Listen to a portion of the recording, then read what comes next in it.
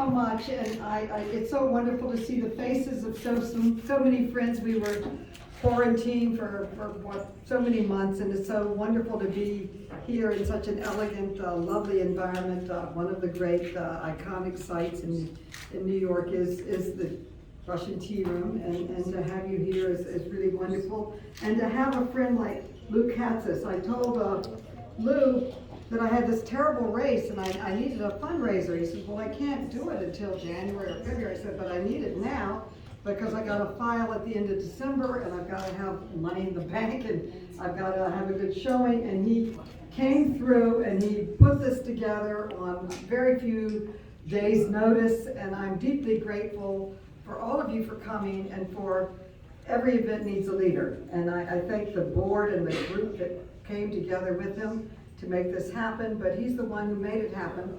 And I brought him a very special present. It's part of the steps of the Capitol of the United States, and I'm not kidding. So I want to present you with, we are rebuilding the steps. The steps were rebuilt for the Capitol. And instead of throwing the stone away, they made it into bookends. And there's a little note in here. It says it's authentic, and don't get upset if you see anything on it because it is, 300 years old. And these are the steps of the Capitol made into congressional bookends from your Congress member. Thank you so much. I just want to thank everybody for coming and let you know that I have been targeted by the so-called social democrats. And they defeated Joe Crowley, who probably would have been the next speaker. They defeated Elliot Engel, who was chairman of the very important Foreign Relations Committee. And their top target, so they say, is to remove, they want Károlin Malonι to step aside, or they are going to remove her from office. Well, I am fighting back. I am fighting back. And I've never been in a better position to help the people that I'm so privileged to represent. And in this new bill that we just passed, the infrastructure bill, we're going to build the 2nd Avenue subway, not just the first leg, but up to 125th Street. And then we're going to go all the way down to the tip of Manhattan. And I'm very proud of that. When I was elected, they had planned it for 100 years. And I decided, I'm not kidding, it had been planned since 1923. And they in fact, they even built part of it. I went down into the tunnels with Governor Hochul about 2 weeks ago. And she is committed to making this happen too, which will also help. But the money is there now in the infrastructure bill. But I love infrastructure, and since I've been in Congress, I brought over $10 billion to my district alone in infrastructure money, even before the infrastructure bill. Building and modernizing the Kosciuszko Bridge, that was $800 million. The L train, that was $1 billion, modernizing that. The East Side Connector, that was $8 billion. And the resiliency plan for Lower Manhattan, that was another $300 million.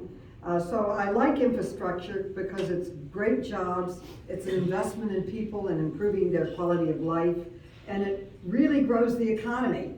And the regional plan called the 2nd Avenue subway the most important economic development project in the Northeast in the last 10 years, and I'm proud to have made that happen in the district that I represent. Bravo.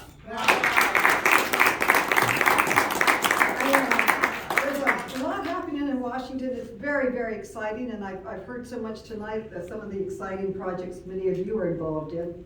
But we passed 2.5 really landmark, historic bills in this new Congress with a Democratic president and a Democratic Congress and a Democratic Senate. And the first was the American Recovery Plan. This bill alone brought over $100 billion, as in B, to New York City.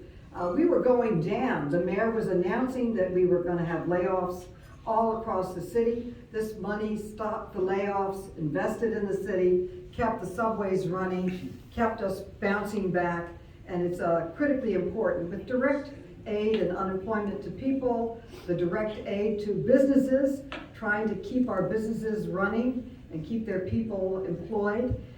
It was a major bill.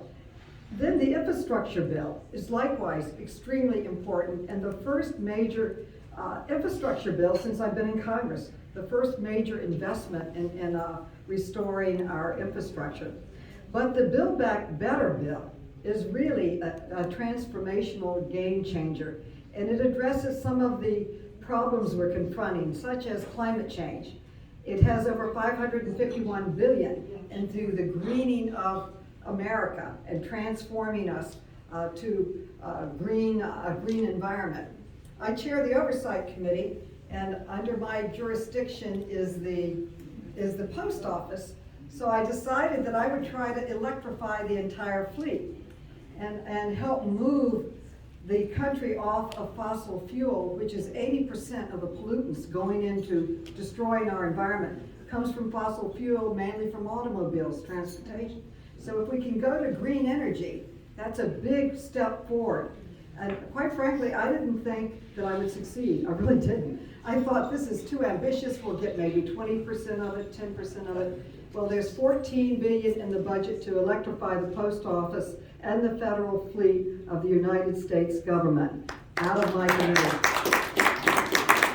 And what is really sort of brilliant about it is that we have over 3,500 post offices all across the country, particularly in rural areas, and they will be the charging stations. That's the biggest problem to going electric, that no one has charging stations.